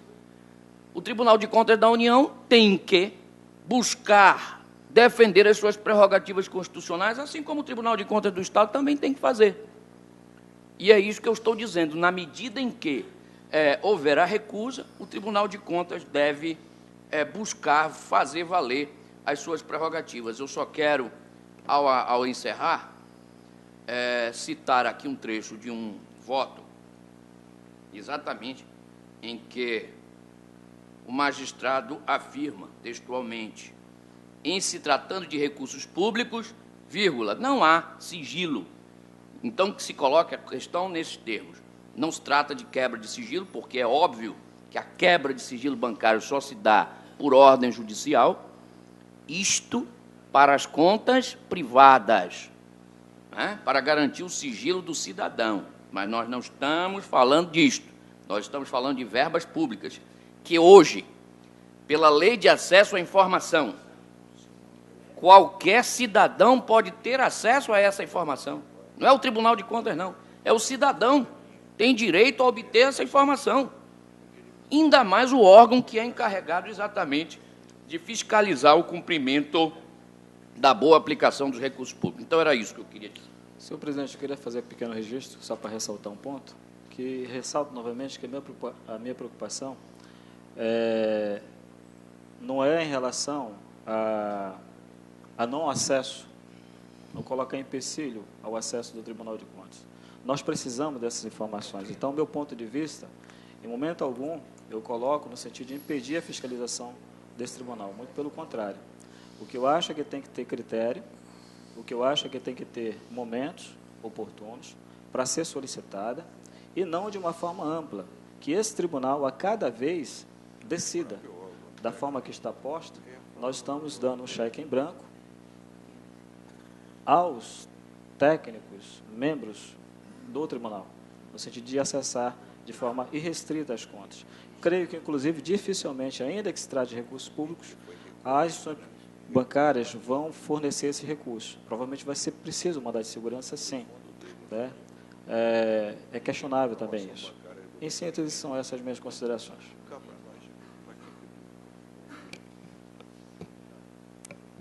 Eu estou chamando aqui o chefe do controle externo só para dar luz ao plenário mais ainda. Nós estamos tratando do regime próprio da Previdência, recolhimento, fundo previdenciário. O órgão técnico consulta essa corte, né, através do seu departamento, sobre adoção de medidas para se ter acesso. O voto visto do conselheiro Alípio é contra este acesso por razões constitucionais. O conselheiro Érico pega uma legislação e, com o voto do Supremo Tribunal Federal, do STF, e ainda em dizendo que não sendo atendida, remeta-se à Procuradoria do Estado para a devida verificação desses recolhimentos. Dos fatos, Previdência é uma coisa nova em município, nem sempre o município recolhe, entende o órgão que deve ter acesso para acompanhar esses recolhimentos, para que depois o fundo deixe de ter fundo e não possa pagar seus aposentados. É essa a questão, conselheiro auditor Alípio? É essa a questão, conselheiro Érico? Está amadurecido para os votos? Vou colhê-los. Vossa Excelência, conselheiro, que vai discutir a matéria? É o tipo do trabalho que deve ser feito pela SERP, todos os elementos, né, através das contas do prefeito, através das contas da Câmara Municipal, esse tipo de controle. Eu penso que ter acesso às contas, isso é na ocasião oportuna. A conta do recolhimento previdenciário. Por ocasião da prestação de contas, aí você recebe os extratos, você pode solicitar os extratos, mas ter acesso online às contas desses órgãos previdenciários, eu, com todo respeito, mas eu não concordo, e nessa linha eu acompanho a proposta de voto do relator. Em discussão. Colherei os votos. Eminente decano. Júlio Cabral.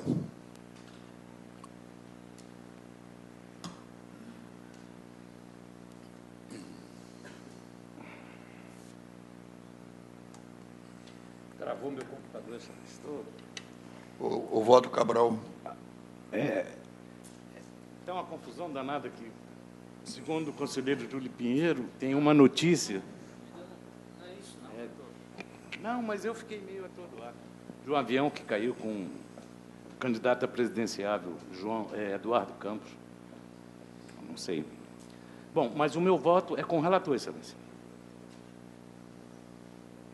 O relator é o voto visto. Vossa Excelência, conselheiro Raimundo Miquide, já se posicionou pelo voto visto. Não, Excelência, desculpa, o relator é ele. Então, ele votou com o relator e ele também votou com o relator. Me perdoe. Excelência, acompanha o voto visto, Excelência. Analisando aqui de uma forma mais... essa questão de sigilo, quebra de sigilo, eu tenho algumas cautelas. Eu vou acompanhar o voto visto.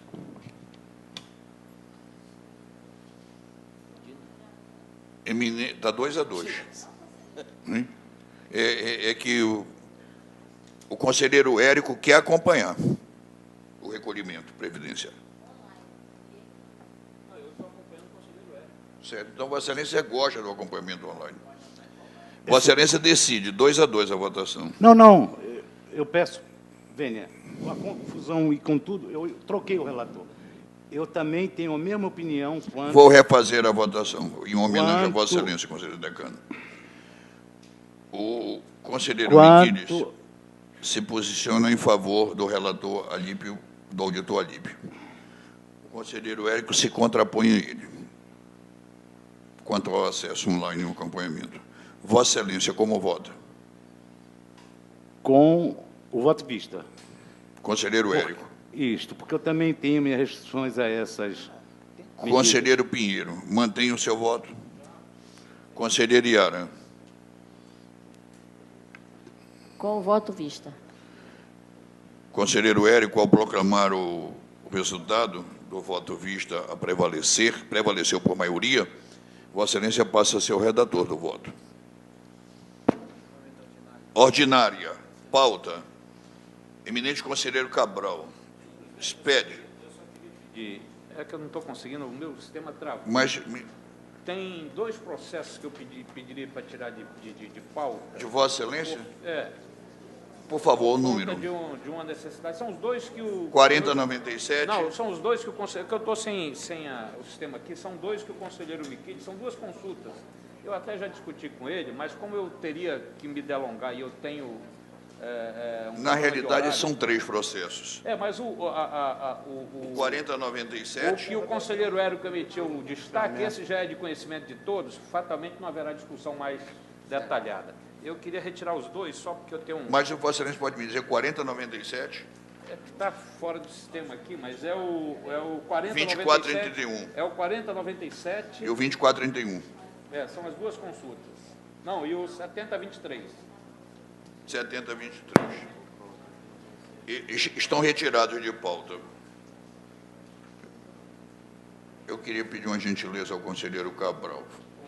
Face à pressa do conselheiro Pinheiro, fica em pauta um de Vossa Excelência. Que é o do conselheiro Érico. Esse já Mas me perdoe, conselheiro Cabral, por favor. Eu já retomo a palavra a Vossa Excelência. Na pauta de Vossa Excelência, encontra-se o conselheiro Pinheiro apenas para discussão 2431, em que Vossa Excelência, ao relatar,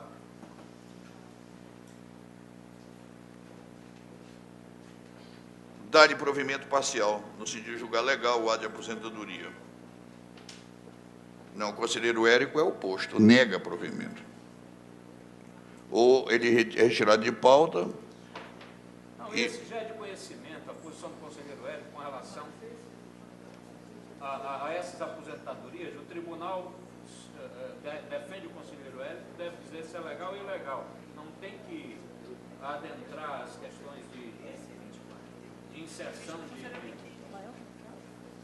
Mas o 2431, graças a Deus, à vista do conselheiro Raimundo Miquiles. Vossa Excelência está liberado.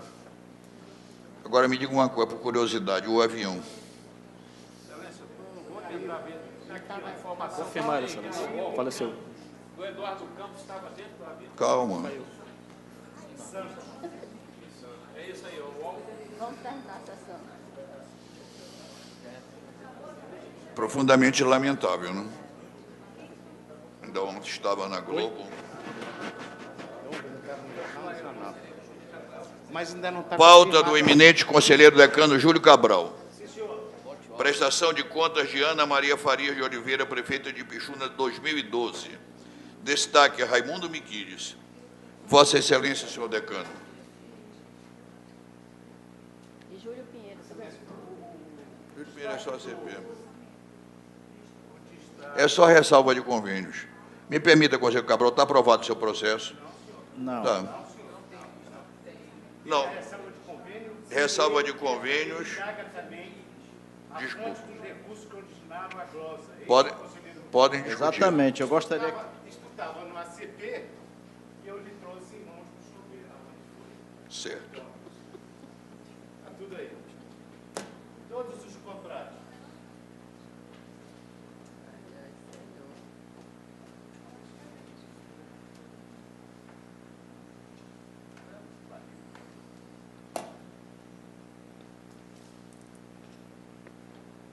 E agora ele sem óculos, ele vai olhar bem.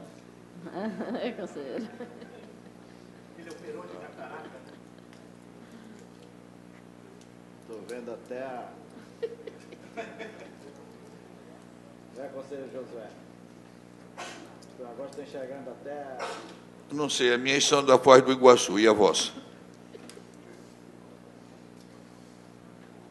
Estou acompanhando com a informação prestada pelo relator, eu estou acompanhando, apenas fazendo a ressalva dos convênios. Está pacificado, conselheiro Cabral. Você me permite que eu dê por aprovado? Reitero a aprovação.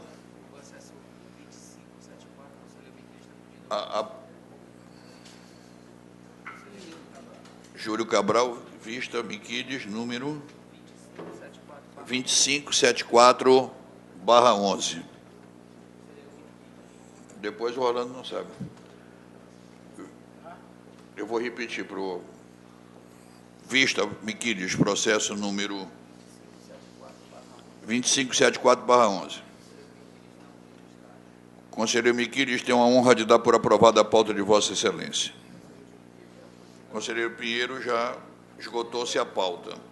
Eminente conselheiro Érico Desterro. Há um pedido de vista na vossa pauta do conselheiro Miquiles para o processo número 2272/14. Não sei o que você ainda está fazendo aqui. Só para não me ocasionar saudade.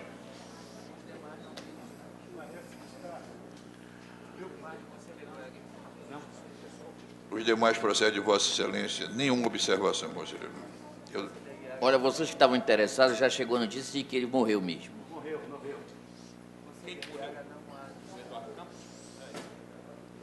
Um político tem o dever de prestar solidariedade, pêsames. Mas confirme, pelo amor de Deus. Entendeu? E já sei que Marina o substituirá, né?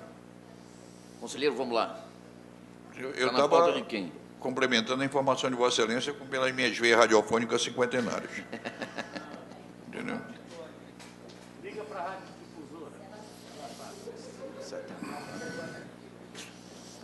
Nós chegamos a um ponto que a morte não ocasiona mais lágrimas. Por favor. Eu não sei nem se ele morreu. Sim, mas a dúvida não me leva ao sorriso, me perdoe. Diga-me. Ditou Alípio.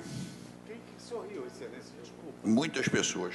Mas não foi por causa disso, da morte dele. Não foi. Eu aqui Foi por causa do meu gracejo. O meu gracejo. Não, isso foi. Foi. Porque eu pedi para ligar para a difusora, que é uma rádio bem informada. Aí iram, mas não foi. Deus o livre que alguém iria disso. Conselheiro, Agora, desculpa. segundo minha mãe, desculpa, Excelência, morreu antes ele do que eu. Desculpa. A mãe pátria é fogo. Ora, Jesus. Eu estou querendo ouvir o auditor Alípio. No processo número 1175, que é o único que teve observação, em que o conselheiro Miquiles voto, destaque, mas não se manifestou no sistema. Posso me manifestar agora? Eu só queria... Vossa Excelência se localizou, auditor? É o processo número 1175. Prevalência solicitante Raimundo Miquiles. Em seguida, Érico Desterro. Vossa Excelência, conselheiro Miquiles, permita que eu ouça o conselheiro Érico? Que Vossa Excelência tem uma sinalização. Então, a minha pauta está errada. Eu me permito também pedir desculpas. 1175/2014. Proposta de voto do recurso de reconsideração de Corina Maria Nina Viana Batista, ex-gestora do Instituto de Saúde da Criança, ICAM, face ao acordo 156/2013. Doutor Érico, me perdoe que no meu não está sinalizado, Vossa Excelência. Havia um impedimento mesmo de Júlio Pinheiro.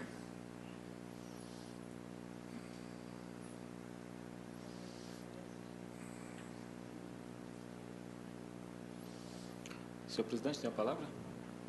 Eu já pedi, mas Vossa Excelência preferiu ouvir os votos. Gostaria de ouvir a consideração do voto vista. Do conselheiro Érico.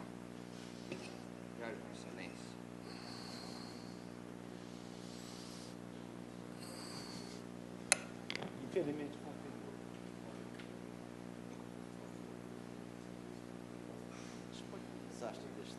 Não. Farei agora. Excelência, senhor presidente, senhores conselheiros, Trata-se de um recurso em que a proposta de voto é no sentido de provê-lo parcialmente. Com o que eu concordo. Entendi também, junto com a proposta, que com a juntada dos documentos pela gestora, as contas podem ser transformadas de irregulares, porque o problema inicial foi que não houve, no primeiro julgamento, a apresentação dos documentos necessários para sanar uma série de irregularidades. E no recurso, como permite a nossa legislação, no recurso houve a juntada dessa documentação e a proposta de voto no sentido de transformar as contas de irregulares para regulares com ressalvas, retirando-se alguns itens. Mas o meu ponto de divergência está na parte final, quando a proposta propõe que sejam mantidas as demais posições do acórdão. Bom, e as demais posições do acórdão dizem respeito à aplicação de uma multa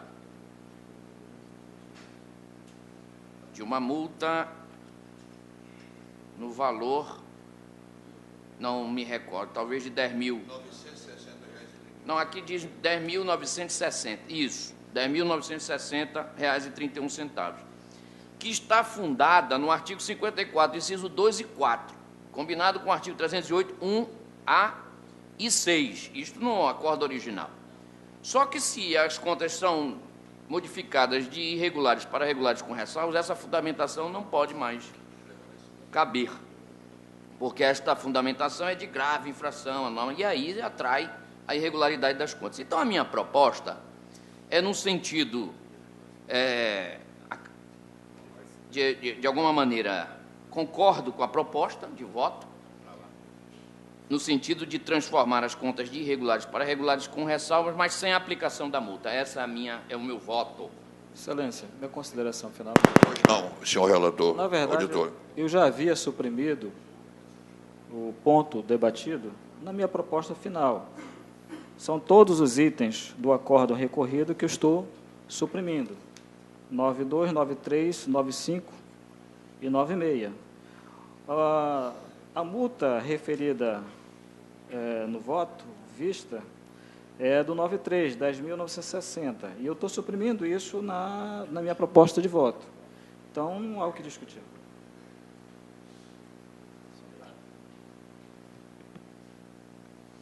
Eu, no que me diz respeito, apenas estou me atendo ao fato de que, na parte final da proposta, disse o seguinte, mantendo, vou ler, para, no mérito, dar-lhe provimento parcial, no sentido de alterar o julgamento das contas de irregulares para regulares com ressalvas.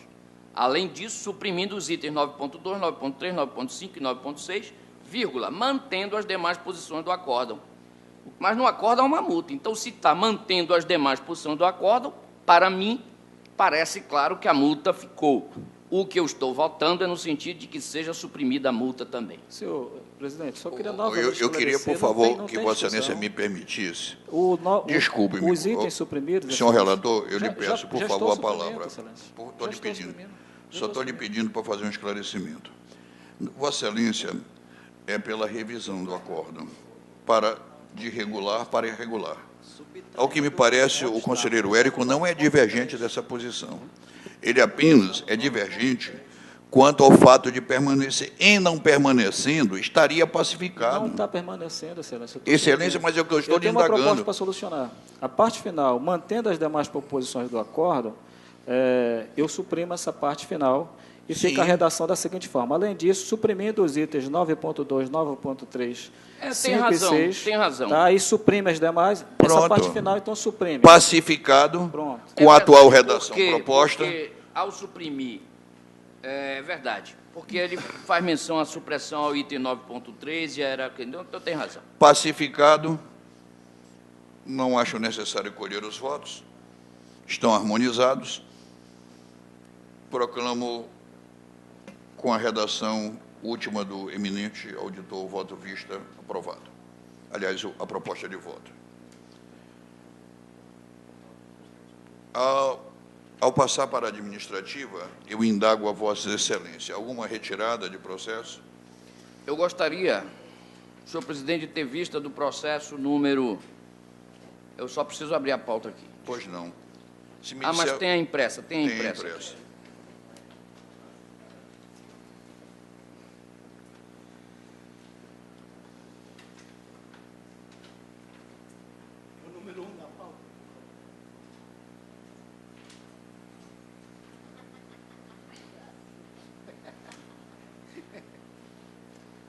Processo 6.421 de 2012. Último. Perfeito. A presidência retira para que Vossa Excelência possa observá-lo, inclusive me assessorando. Os demais não têm destaque, dou por aprovadas. Ao encerrar essa sessão, o tribunal apresenta um voto de pesar ao fato que deve ser esclarecido e comunique-se à direção nacional do partido e ao governo de Pernambuco. Já está esclarecido, infelizmente. Então, me permitam fazer isso. De acordo. Doutor Sérgio, por favor, a redação. Está confirmado. Infelizmente, está. Acidente aéreo em Santos. Pelo menos a Maria... A nossa próxima sessão está marcada para o dia 20, no horário regimental. Agradeço a todos, renovando meus agradecimentos a Deus pela harmonia dos trabalhos de hoje. Muito obrigado, tenham todos um bom dia e boas reflexões.